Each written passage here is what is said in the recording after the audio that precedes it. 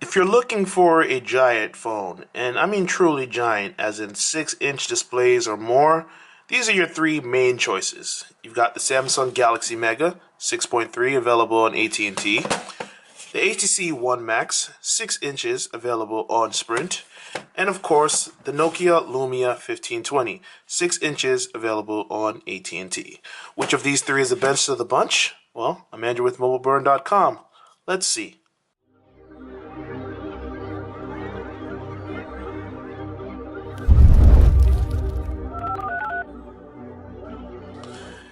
These are three different phones from three different companies, and they take very different approaches, predictably.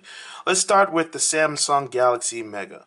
When you power it on, you see that it has that big 6.3-inch display, and that's an AMOLED display compared to the IPS of the HTC One Max and the Nokia Lumia 1520.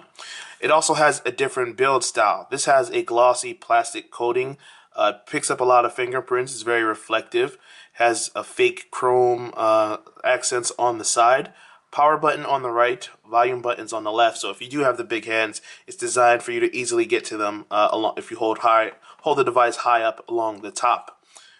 At the top, you have a 3.5mm headphone jack and an IR blaster in case you want to control your TV or other devices. It also has a hardware home button and a menu button and back button as well.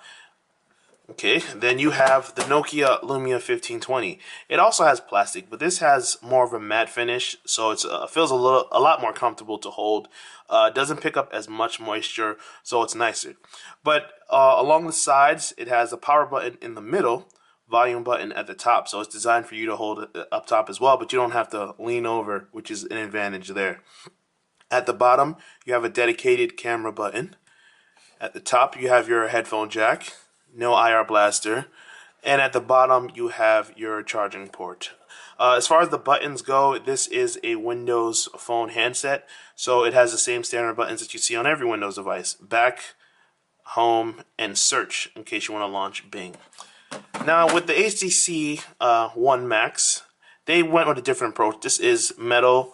It has like aluminum on the back, and it has the volume button and the power buttons along the side as well. The sides are not metal, they're more plastic. And this one, even though it's technically not as heavy as the other devices, it feels heavier just because it's metal and a lot of the weight is at the top. But it's also one of the slimmest of the three devices. So if you want that massive screen without feeling like you have to reach over all the time, this might be the one that you want to go for. But we'll get into that a little more later when you have to compare some other features. As far as hardware, it also has the unique feature of having dual speakers on the front. On the other devices, the speaker is on the back, as you see with the Mega, and you see with the Lumia 1520. The speaker's right here. Now, the 1520 has solid speakers. I like the volume and I like the quality.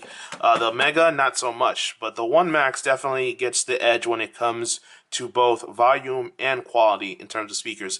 And plus, it has the advantage of having both of them be in the front, which is definitely something that you'll look forward to. You have your headphone jack, and then again, you have the IR blaster to control your TV. Now, when you're comparing screens that are at least 6 inches or more, it's obvious that display quality is going to be a big deciding factor for you. In that case, the Galaxy Mega has some catching up to do. Even though it's the biggest of the bunch, it has only a 720p resolution, which is half as much as what you'll get with the One Max and the 1520, both of which have 1080p HD resolutions. And if you ask if that makes a difference, the answer is absolutely yes. The One Max and the 1520 look clearer. It's obvious that they're more dense in terms of pixels, so when you're watching video and looking at photos, they'll look a lot better. Aside from that, the 1520 has something that neither device has, which is sunlight readability, which is designed to make it more visible outdoors. For that reason, I think that the 1520 has the best display out of all three of these phones. Aside from that, you can change the color temperature and profile, even though you can't really change the brightness on a sliding scale like you can with the Mega and the One Max. I think overall, the 1520 has the best screen. The phones become especially distinguished when you're looking at software. With the Galaxy Mega, you're running Android 4.2 with Samsung's customization. So you see things like the Watch On app. This allows you to browse what's on TV that night, You can tune it to the station because, like I mentioned, it has the IR blaster built in. And aside from that, it provides you recommendations. When you look at the lock screen, you can jump to a specific app. So if I want to jump into Google Now, which has my personalized search, I can just tap on that app and drag up, and it'll take me into the search app. Aside from that, there are a bunch of Samsung TouchWiz customizations. Some are better than others, but a lot of them look pretty ugly. But one thing that you'll definitely take advantage of is the multi-window. When you have multi-window enabled and you hold down on the back button, you see this list of different apps that you can have, and you can open them simultaneously. So when I go to my list, I say, you know what? I want to have Twitter open at once, and in the other window, I want to have YouTube open. So this allows me to watch a video and tweet it at the same time. And you can do the same thing with Hangouts for text messages, taking notes, looking at maps, reading your email, browsing the web. There are a variety of different apps that are compatible, and you can edit to choose which apps will appear in the system order, and you can choose how it looks. So this is definitely something that's going to be appealing to people who like to multitask and do things that are unique to these large screen form factors. The One Max also has lock screen shortcut, so I can jump directly into the browser straight from the lock screen, or I can go home and find apps the normal way by browsing through the drawer. But something that's unique to HTC is what's called Blink Feed. This is basically your joint social media center, so you can link it with Twitter, Facebook, Instagram, and see links that your friends post or news articles from some of your most trusted websites. Hint, hint.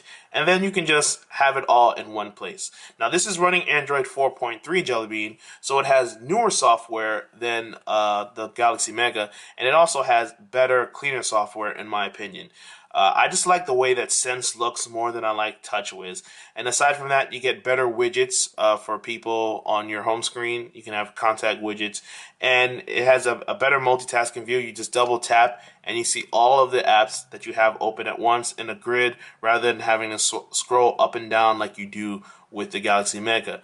Also, the gallery apps look a little cleaner. The email apps, the messaging, aside from the music app, which neither one are that great, I think that the One Mega has the better implementation of Android. I mean, the One Max has the better implementation of Android than the Galaxy Mega does. Another unique feature is that I can program this fingerprint scanner on the back to do certain things. It's a little dodgy and it doesn't work all the time. But if I can actually program additional fingers to do different stuff. So with my left hand now, I'll swipe with the index finger, and it launches directly into the phone. So I can also program this to do the camera, the browser, or any other app, and I can have different fingers. So if I swipe with my middle finger, it'll launch a different application. So that's something that's unique to the One Max. The 1520 has a lot of communication features, but unfortunately some of them are useless to you unless you know a lot of people that use Windows Phone. But others are still valuable. For instance, in the Me Center, you can have a unified view of all your social media channels that are connected to it. So you can see your notifications in one place. You can see what's new related to you, things like that, and all your activity. And you can also get that same view for other people that you follow. So if you're looking for a way to have a good social view, that's something that you can have. You also have Office, like I mentioned earlier, which is the best implementation of Office on a mobile device. Now the question is, do you rely on Google services a lot? Because if you do, then you might want to look at the One Max, because Google services are obviously going to be better on Android. Google Maps is going to be available to you. An actual working YouTube app is available on the One Max, something that's not available at the moment on the One Max. It's not a very good option at all. So if you use Gmail a lot, if you use Google Maps a lot, Google Plus, things like that, you're going to want to look for the One Max, because Google is going to make sure that Android runs its services efficiently, and it's going to be the best version that you can get on the One Max. If you rely more on Windows services like Xbox Music, Live Mail, things like that, you'll get by just fine on the 1520. It's less of an issue. It's easier to go from Microsoft to Android than it is to go from Android to Microsoft. That's a whole nother issue though, but if that's a concern for you, it's something you should look out for. When it comes to the camera, it's pretty easy to pick a winner. The Galaxy Mega 6.3 has an 8 megapixel camera, It doesn't have much else going for it, and the camera UI is a little confusing, but it can take decent enough photos. Once you get into the app, you press mode to switch between the many camera modes that are available to you. Find the right one that meets your needs, take a picture, just like that, you've got it done.